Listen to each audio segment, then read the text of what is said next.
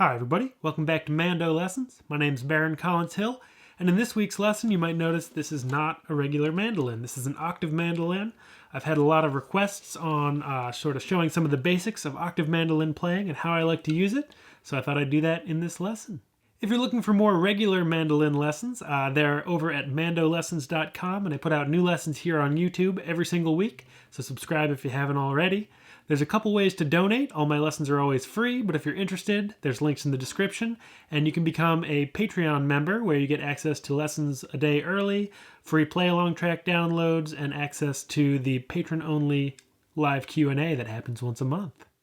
So, the octave mandolin is quite a bit larger than the mandolin, but it's tuned the same, except an octave lower. So you have G, D, A, and E. Just like a mandolin, all your mandolin chord shapes work. So, a G is a G, C is C, D is D, etc.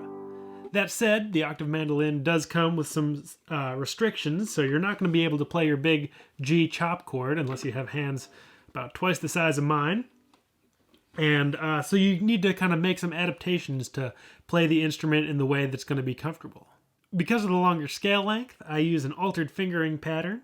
So rather than using the mandolin finger pattern, which is first finger on the second fret, second finger on the fourth fret, third finger on the fifth fret, and pinky on the seventh fret, we're going to use more of a guitar fingering pattern where your first finger's on the second fret, second on the third, ring finger on the fourth fret, and pinky on the fifth.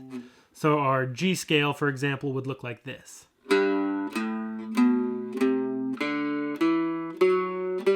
And then when we get to the second octave,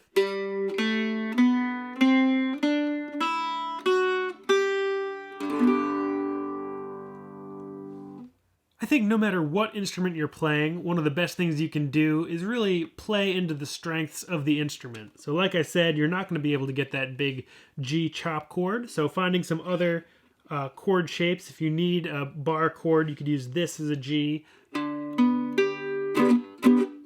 which is 7th fret and 9th fret and 10th fret on the G, D, and A strings, and not playing the E string. And that'll give you that chunky sound. And if you're interested in learning more about that chord shape, that bar chord shape, you can check out my lesson on mandolessons.com called Learn to Play Every Major and Minor Chord, and that'll give you that shape. With the octave mandolin, because it's strung an octave lower, you get this nice lush sound. It's got much more sustain than an average mandolin, and I really like to showcase that. So I often will use a lot of just open string, double stops, and I really like to play slower tunes on the octave mandolin and use it to accompany singing because of that great sustain and warmth of the instrument. Here's an example of a nice slow waltz that's on my website called Cosimo's Flight.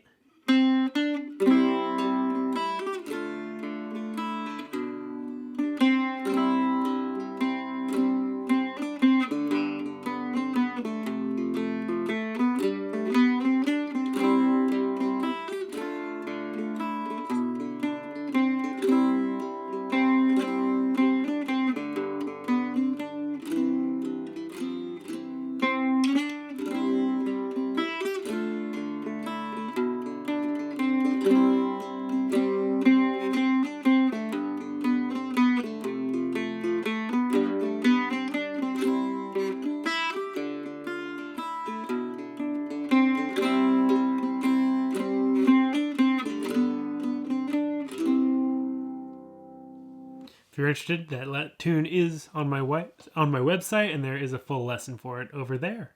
But as you can see, that really showcases those nice droning strings of the octave mandolin. I find a lot of tunes, if you try to play them too fast on the octave mandolin, a lot of people do it and make it sound great, but I think for myself, I really like to have the space in my tunes, like those waltzes and slower tunes. I find if you're playing really eighth note heavy Irish tunes, for example, it can kind of fill up a lot of space. It's a very ringy instrument, and I'd much rather play a tenor banjo at that point, which has much less sustain and a little bit more punch and leaves more space for other instruments. So if I play a faster tune like Miss Monaghan's,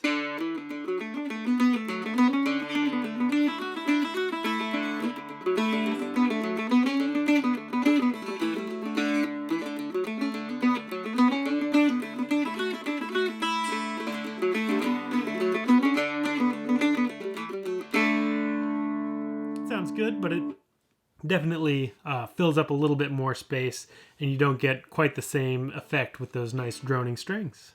So if you have an octave mandolin and haven't quite figured out what to do with it, I recommend really starting out with some slower stuff, seeing how you like that. It's an easier entry point than trying to play really fast on a larger scale length if you're used to the mandolin. But really, find whatever sounds best to you and whatever you like to hear and play on the instrument. It's a pretty wide open space for interpretation and trying to figure out, what kind of music you want to play on these things. They're a lot of fun. They've got a great sound, and I hope you enjoy playing yours. Thanks for watching. Hope to see you in the next one. Bye-bye.